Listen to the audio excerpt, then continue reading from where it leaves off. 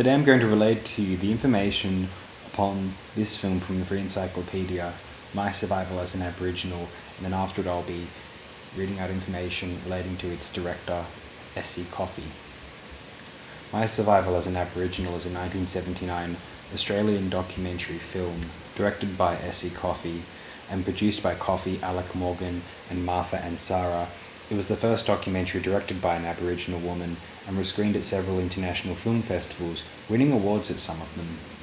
The central themes of the film include Indigenous land rights in Australia and the determination not to assimilate into white Australian culture but to keep Aboriginal culture alive.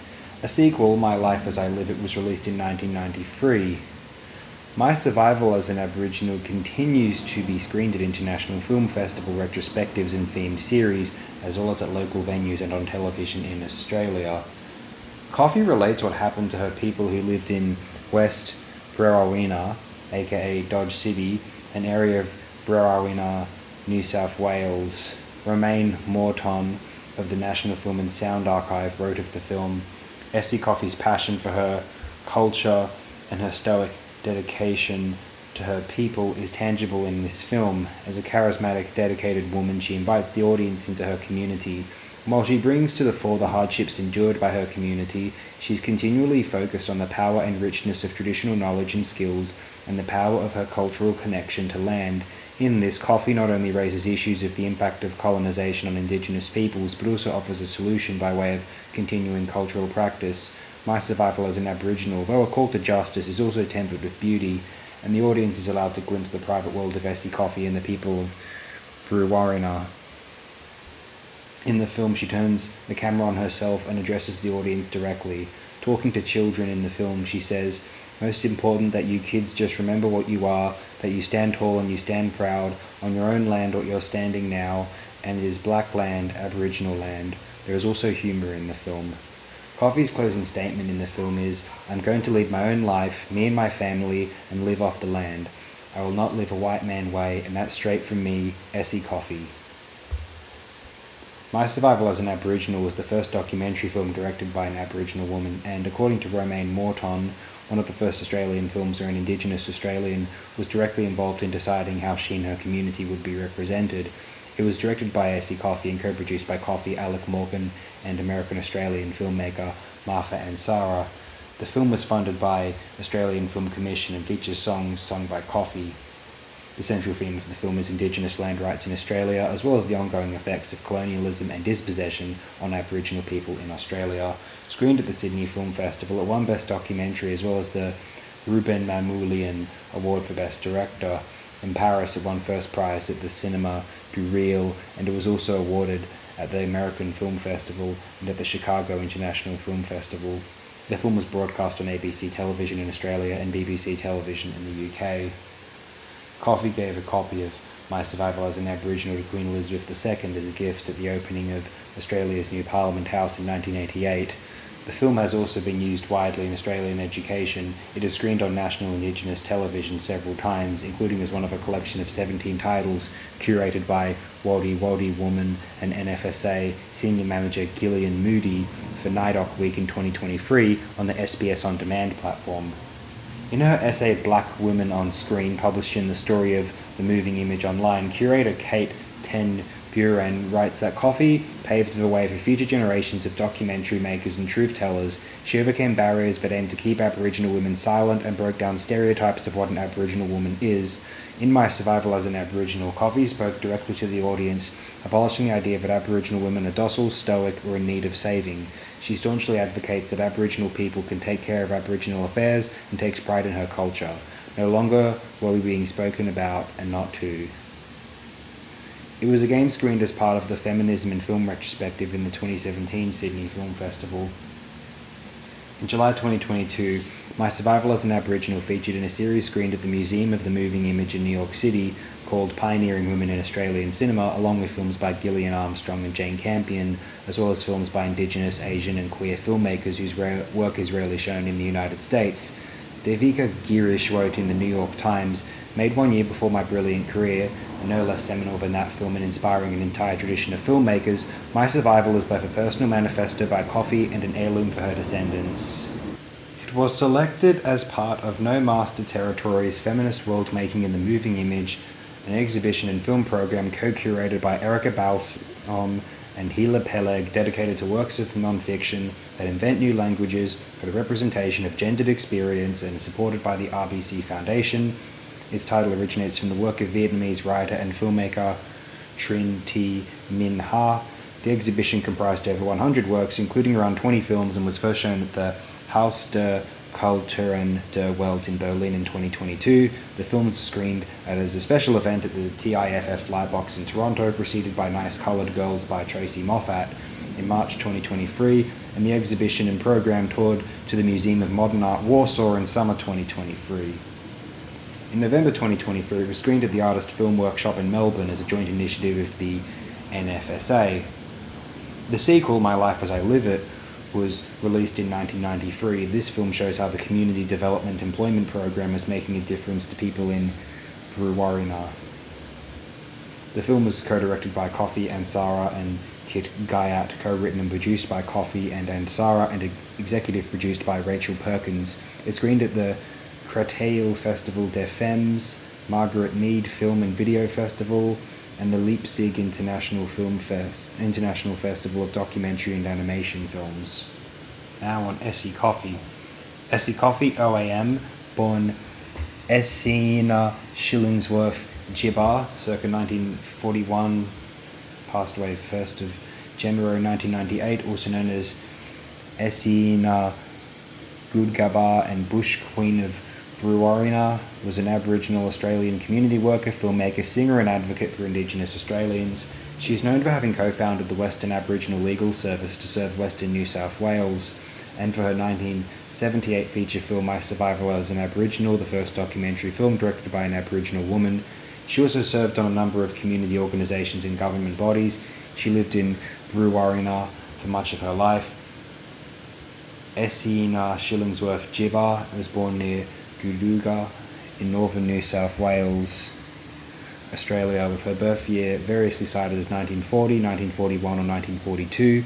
The name Essina means flower of the honey tree. Her father, Donald Goodgabar, was an elder of the Muruwari people who resisted the government's forced relocations of Aboriginal people in the 1930s. Her mother, Ruby Bailey, spoke to her in her Aboriginal language. Coffey was the youngest of 8 children. She had 2 sisters and my 5 brothers, and the family lived in the bush with their parents. She later said that she thought she was lucky to be brought up this way, free and able to learn her own culture and traditions, not having to grow up in a white man's mission, Aboriginal reserve. They avoided forced relocation to a reserve by following seasonal work on farms. With her family, Coffey travelled from station to station, performing tasks such as ring barking, fencing, woodcutting, droving, and taming wild horses. She was a Muruwari woman and was also known as Essina Goodgabar and later Bush Queen of Brewarrina. In the 1960s and 70s, she worked in health and legal services for Aboriginal people.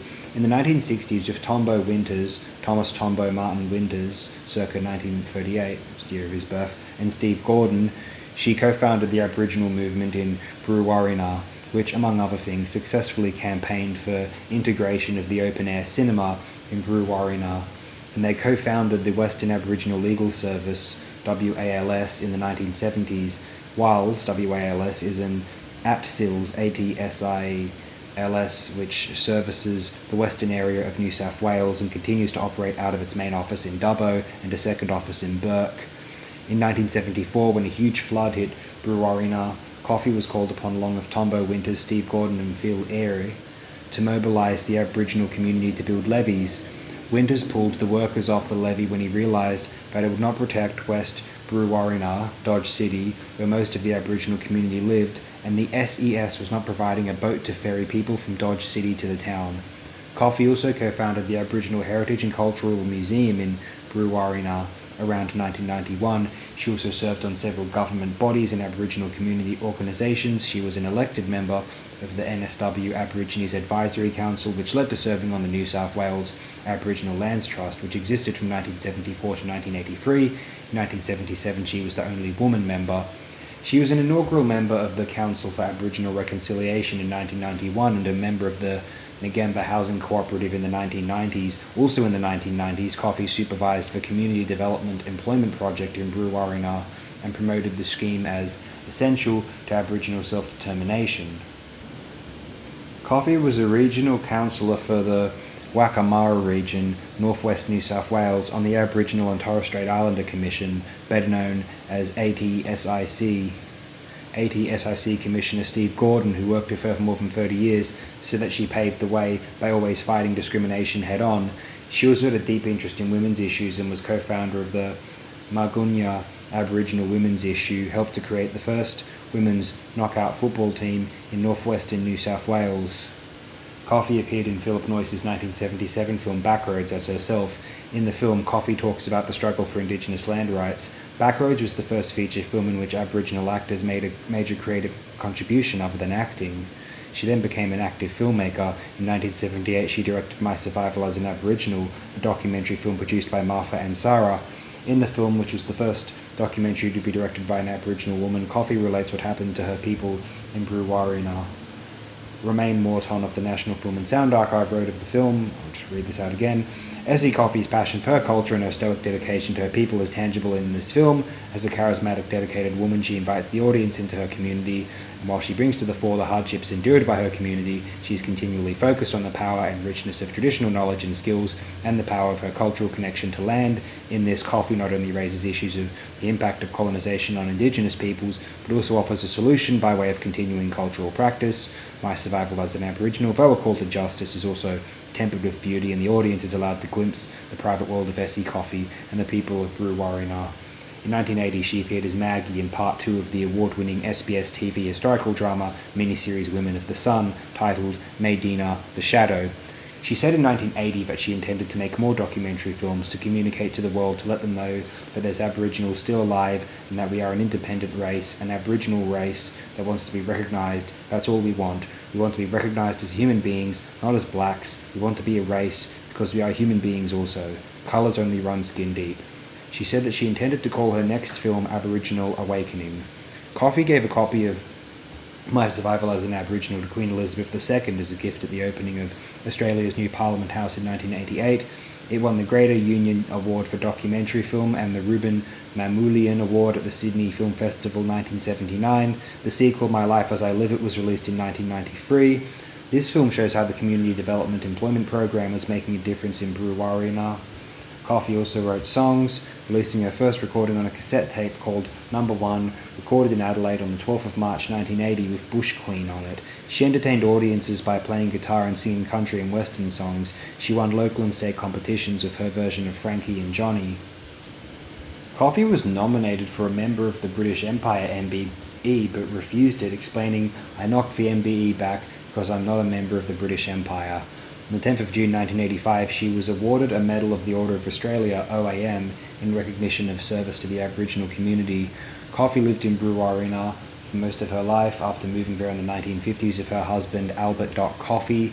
They moved to the reserve at West Brewarrina, known as Dodge City, in 1969 and together raised 8 children, adopted 10 more, and looked after other children from time to time. Lauren Coffey is her second oldest child. She felt pain for the loss of her traditional lands, which led to alcohol abuse during some periods of her life, which she did not conceal. In later life, she suffered from kidney disease, with her struggle documented in Darren Ballingary's 2002 short film Big Girls Don't Cry, which featured 3 Aboriginal women with renal failure. The title of the film was an affirmation used by her own family in the film, and the film was produced by CAAMA Productions. The film was made for Series 3 of Australia by Numbers, a TV series commissioned by SBS Television in collaboration with state agencies, featuring short films by emerging filmmakers from South Australia, the Northern Territory, New South Wales, Queensland, Western Australia, Tasmania and Victoria. Coffey died of a common cold owing to her immune system having been weakened by kidney failure on the 3rd of January 1998, aged 56. After her death, her family started crowdfunding for a life-sized statue in a memorial garden to be erected in her honour in Brewarrina.